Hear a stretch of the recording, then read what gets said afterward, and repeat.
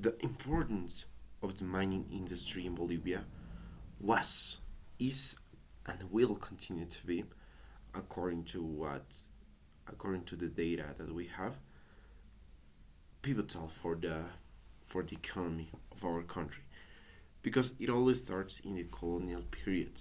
During the colonial period, and even before that, the indigenous people, the Inca Empire, in the Inca Empire, just used for example, the mountain of Potosi just as a ritual place where you can pray to the indigenous gods and so on.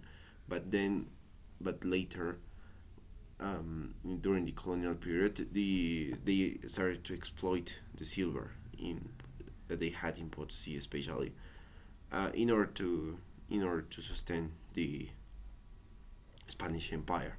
Also, with the help of the mita, that was a system of labor in which they used many indigenous people to extract silver from the Potosi mountain. We have also to talk about the tin industry, because during the first years of Bolivia as a nation, we we had the so-called, not the so-called, but the called by many people silver barons, that were a group of people that owned many mining facilities, and they were very rich. For example, we have Aramayo and also Aniceto Arce, who were silver barons. They exploit this mineral. But then, with the decline in the prices of the silver and also the supplies, the resources of silver, the tin industry started to grow exponentially. Their prices skyrocketed, and also the tin barons started to gain a lot of power. For example, we have Hochil, um, yes, we have especially Hochil or Simon Patiño, that was considered by that time one of the richest men on earth. Okay? Then during the 1952 revolution, um, many mines were nationalized. So with the purpose of, or this policy was made aimed to reduce the inequality between the poor and the richest, and also in order to gain more supplies, more revenues for the state, for the government.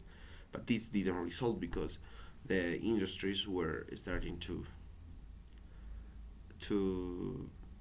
go into an economic downturn, into a downturn, because there was less money to spend on improving, on uploading, updating these facilities. Also, we have to talk about the present, right? Because today Bolivia is kind of more diversified in terms of minerals, because we also exploit lead. Yes, we also exploit lead, um, silver, tin, gold, and also one of the most important, lithium, that is going to that is predicted to play a crucial role in the decades ahead because of its importance in renewable energy. Because many of the electric cars, of the electric vehicles, are many of the electric vehicles use lithium batteries of lithium. So it's very important. Also, Bolivia is one of the most important producers, but countries that have this mineral, because along as because along with Argentina and Chile, they are in the lithium triangle. That's one geographical place that that is believed to have one of the major resources of lithium. And of course, as we have said as a conclusion, minerals and the mining industry is playing also, and will continue to play, at least in the short term, um, a huge importance for Bolivia, a stark importance for Bolivia.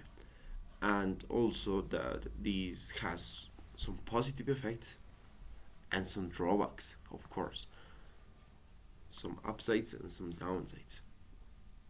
For example, one of the upsides is that the potential of the country is huge. Okay, the potential of the country is huge, and also it has made many people rich in Bolivia, many, many, not all, of course.